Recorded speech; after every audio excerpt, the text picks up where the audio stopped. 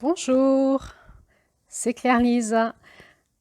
Alors aujourd'hui, j'avais envie de revenir avec vous sur une autre forme d'unité qu'on a retrouvée en nous, c'est notre unité adulte-enfant. J'en ai un peu parlé sur l'audio de l'analyse du mois de juin. Et j'avais envie de revenir là-dessus avec vous aujourd'hui, quelques instants, pour qu'on puisse faire comme une petite pause, arrêt sur image, pour écouter plus dans nos profondeurs de quoi ça nous parle. Euh, Comme je vous le dis beaucoup, ce passage de la porte de l'Est vers la porte du Sud, c'est vraiment l'incarnation de la vibration dans l'énergie, de l'énergie dans la matière. On est en train de chercher cette unité en nous entre notre monde vibratoire, énergétique et notre monde de la matière, qui est aussi le monde de l'esprit, de l'âme et du corps, et qui est finalement toutes nos dimensions unifiées, ça donnerait qui? C'est ça notre porte de l'Est. Dans la matière, ça donnerait qui? Dans la réalité de notre matière. Sur ce côté Est de la roue, on a beaucoup travaillé ce monde de l'esprit, de la conscience, de sortir de la dualité, de la responsabilité de notre masculin, ces prises de conscience. Il y avait beaucoup la notion du faire, d'aller chercher dans des espaces pour augmenter notre conscience, comprendre et puis se repositionner, puis passer à l'action. Et on avait travaillé en avril-mai le monde de l'âme, et le monde de l'âme, ça nous remet dans le monde de l'énergie. Et ce monde de l'énergie, c'est le monde des flux et des reflux de forces vives en nous. Et ça va nous parler de l'enfant. Finalement, dans l'esprit, il y a quelque chose en nous qui est, dans le monde de l'esprit, il y a quelque chose en nous qui est très conscient et du coup très mature. Et quand l'esprit se convertit en énergie, ça va se convertir en force vive de vie. Et on le voit chez l'enfant, en fait. Quand on regarde les enfants jouer ou réagir au monde, ils réagissent de manière émotionnelle très forte. C'est comme si leur âme, elle était sans filtre dans le corps et qui vivait la vie sans filtre. Et puis, pour qu'ils puissent devenir des adultes, on va devoir, nous les adultes, les élever pour qu'ils soient adaptés à la société. Par exemple, un enfant qui est sur une chaise haute à 1 an, s'il a envie, si ça l'amuse de prendre l'assiette de la purée et de la balancer par terre, il va le faire, il va rire. Ça va vraiment le faire rire de voir cette purée exploser et en mettre partout. Il va y mettre les mains, il va cracher ça sur son père ou sur sa mère qui lui donne à manger et il est mort de rire. Et ses parents se fâchent, il ne faut pas faire ça. Ça nous fait rire un peu, mais pas trop quand même, hein. Arrête, hein. Et puis si il reprend l'assiette et qu'il essaye de recommencer, on va se fâcher très fort. Et du coup, l'enfant, il nous regarde, il nous toise du regard, il nous affronte. Il est dans les forces vives de son âme, il regarde la vie, il est sans filtre, il n'est pas adapté à la société. Et nous, on essaye de le formater, de lui prendre un nom de forme, celle de il va falloir que tu adaptes ton énergie pour devenir sociablement correct. Pourquoi? Parce que quand tu seras grand et que tu feras par exemple, une omelette, si tu loupes ton omelette, tu vas pas prendre la poêle et la balancer par terre en hurlant j'ai loupé mon omelette, c'est inadmissible et balancer tout par terre. C'est pas possible. C'est pas possible. On peut pas vivre comme ça. Du coup, qu'est-ce que c'est que devenir un adulte? C'est devenir avoir une forme de maîtrise de nos énergies brutes pour le faire passer dans la matière et que dans la matière, on puisse rentrer dans un écosystème. Si on était dans les énergies brutes de notre âme, notre âme, elle est empreinte de cette dualité, de ces forces d'opposition en elle. Si on était totalement que nos forces d'opposition en permanence, on serait dans la construction, la destruction, dans la joie et dans la tristesse, dans l'amour et dans la haine. En permanence, on pourrait basculer d'un état à l'autre comme ça. On le voit l'enfant, hein, il peut faire un dessin et le déchirer juste après. Il peut construire et détruire. Il peut faire son jeu de Lego et donner un grand coup de pied dedans. Et qu'est-ce que fait l'adulte? Eh ben, il lui dit, faut pas faire ça. Pourquoi tu fais ça? Pourquoi tu détruis ton jeu de Lego? Mais parce que il était moche. Mais non, il était pas moche, si. Et puis là, il se met par terre, il boude et puis il continue à casser. On dit, arrête, arrête de casser comme ça. parce qu'il est dans les forces brutes de la vie et il exprime les forces qui l'animent dans son âme, de manière brute, sans filtre. Et on sait que dans la matière, dans un écosystème sociétal, c'est pas possible. Entre autres, on apprend à réguler nos forces sexuelles. On ne peut pas se sauter dessus comme ça en fonction de nos forces brutes intérieures. Et puis, on peut, dans la sexualité, se laisser des espaces où on a une sexualité plus sauvage, mais dans un espace conditionné pour, en fait. On ne peut pas faire ça au milieu de la rue avec n'importe qui. C'est ce qui va différencier finalement peut-être l'animal de l'être humain. Il y a un moment où l'être humain, dans la matière, il va passer dans cet espace socialisé où il met en route une onde de forme qui s'appelle l'intelligence relationnelle et l'intelligence humaine, l'intelligence du collectif. Et là-dedans, il faut qu'on ait retrouvé la maîtrise de nos forces brutes. Donc, on va apprendre, dans cet espace de dualité, dans cette porte de l'Est et du Sud, à gérer ça en nous.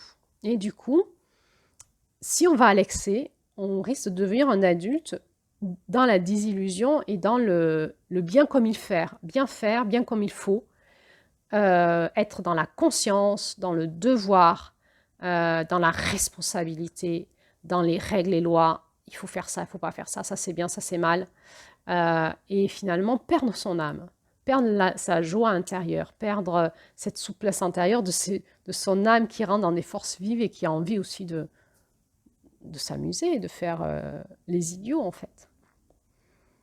Si on va dans l'extrême inverse, on pourrait être un adulte qui refuse de grandir et qui veut toujours être un enfant et qui va laisser la responsabilité des contraintes de la vie, du collectif, aux autres. Et lui veut que s'amuser, il veut que profiter de la vie. Et du coup, il va être un poids pour la société. Il va refuser de rentrer dans cet espace de co-création et il va être un poids où on aura des adultes dépendants affectifs, dépendants au sexe, dépendants au jeu, dépendants à l'alcool, dépendants à la drogue, dépendants à la bouffe, au fait de manger, dépendants aux relations, dépendants aux femmes, dépendants aux hommes. Et ça, c'est un poids pour la société. Ce n'est pas des adultes avec qui on peut co-créer. Et donc, on est invité en juin à retrouver cet espace d'équilibre en nous, d'unité entre un adulte responsable dans la conscience qui va apprendre à maîtriser ses forces vives et à se socialiser, à prendre sa place dans la société, à déjouer la dualité, tout en gardant notre enfant intérieur, c'est-à-dire cet espace dans ce contenant de forces vives qui finalement est notre âme et qui veut s'amuser de la vie en fait. Et finalement qui peut à la fois, notre âme peut utiliser à la fois des énergies de construction et de beauté, par exemple, mais parfois se manifester dans des énergies de destruction et de peut-être ce qui pourrait être vu comme étant plutôt pas beau, par exemple, dans des énergies d'amour, mais de colère vive et de haine. Et finalement, une âme comme ça, dans un adulte qui sait maîtriser ses énergies, à un moment, on va retrouver cette unité en nous, dans notre cœur profond, où on va pouvoir accueillir toutes les forces qui nous animent sans les juger. Parce qu'on est fait à la fois de l'énergie de ce qui construit la vie, puis de l'énergie de ce qui détruit la vie. C'est par exemple le cycle du printemps et de l'automne. Si on sait utiliser ces forces-là au service de l'intelligence de la vie et aussi de l'intelligence d'un écosystème, il va y avoir une forme de dynamisme, de circulation d'énergie. Et là, on va revenir sur une énergie qui circule en nous, où il y a des émotions qui s'évacuent, de la joie qui revient, de l'espérance quand on a eu des doutes, de la foi quand on a eu de la désillusion, de remaniement de nos pensées, mais aussi comme une dynamique dans nos flux, dans notre sang, dans notre lymphe, dans nos émotions. C'est comme des flux, et ce monde de l'énergie, c'est le monde des flux émotionnels, des flux, des forces énergétiques, électromagnétiques, comme quelque chose un peu de magma, un peu de une matière épaisse, et puis en même temps le flux de notre sang, de notre eau cellulaire, de notre lymphe, de tous nos placentas, etc., pour que cette dynamique soit épurée, purifiée et redynamisée en permanence pour que notre enfant intérieur, et donc notre âme, puisse continuer à vivre dans un corps d'adulte et un esprit d'adulte. Donc tout notre challenge à nous maintenant, ça va être de pouvoir finalement récupérer cet esprit sain, cet esprit mature dans la conscience, dans la connaissance, avec une âme libre, dans un corps qui maîtrise ces énergies-là pour se mettre au service de son libre arbitre intérieur, à quoi je vais utiliser mes forces de vie et de destruction, par exemple, à quoi je vais utiliser mes forces d'amour ou de haine, de joie ou de tristesse, par exemple, au service de quoi je vais le mettre pour créer quoi dans ma vie et pour être un adulte à la fois autonome et libre dans une dynamique d'enfant intérieur retrouvée, tout en ayant une conscience de responsabilité dans un écosystème et de passage à l'action et de positionnement. Et là-dedans, dans ces flux et ces reflux, nous allons arriver dans une conscience unifiée qui est la porte du Sud et qui va nous faire basculer dans l'énergie de juillet, où dans l'énergie de juillet, on va aller dans un pas plus loin. C'est une fois qu'on a réunifié notre adulte, notre enfant intérieur, on va chercher à réunifier encore d'autres forces en nous, et qui seront notre énergie masculine et féminine et notre enfant intérieur pour créer en nous ce trépied qu'on peut appeler notre famille intérieure, notre masculin, notre féminin et notre enfant intérieur qui en permanence cohabitent pour créer notre vie dans une unité, une stabilité joyeuse, dynamique, de création de vie, mais aussi de maîtrise des énergies, dans des flux et des forces qui s'opposent en permanence, comme un tableau de peinture où il y a plein de couleurs différentes qui se mélangent, qui font des flux et des formes et des ondes de forme. On va retrouver la même chose dans notre énergie intérieure et c'est avec ça qu'on va créer notre vie et qu'on va amener la création de notre vie dans notre écosystème et c'est avec ça qu'on va créer dans notre écosystème avec les autres. Et cette porte du Sud, elle nous amène dans cette forme d'équilibre et de maturité, de maîtrise des énergies pour qu'on puisse basculer dans le féminin et devenir créateur de notre vie et créer avec les autres dans une maîtrise des flux mort-vie, force de création, force de destruction, dans un équilibre intérieur qui va être finalement assez joyeux. Merci.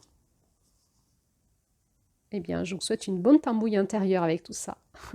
Comme un enfant à qui on a mis une grande veste blanche là et plein de peinture et une grande page blanche et il va pouvoir faire ce qu'il veut avec toute cette peinture et s'éclater. Eh bien, c'est notre tambouille intérieure, nos couleurs intérieures, notre dynamique intérieure. Qu'est-ce qu'on en fait et qu'est-ce qu'on va créer, comment on va jouer avec ça et comment on va rentrer en lien avec les autres là-dedans pour ne pas détruire l'autre, pour ne pas détruire le lien à l'autre et pour être responsable de l'énergie que je dégage en moi et autour de moi et dans ma relation aux autres, et être conscient et responsable des conséquences que ont mes actes et mes positionnements énergétiques. Je ne vais pas mordre l'autre, je ne vais pas le taper, je ne vais pas le baffer, je ne vais pas lui envoyer des paroles vénineuses, je sais que ça va le tuer, je ne le fais plus ça. Et je reprends la maîtrise de mon énergie intérieure au service de cette force de vie en moi que je vais chercher à dynamiser en moi pour recréer ce que je veux dans mon libre arbitre. Parce que je deviens un être adulte qui va être créateur de sa vie en moi, avec l'autre, avec les autres et dans l'intelligence de cet écosystème. Merci, à bientôt.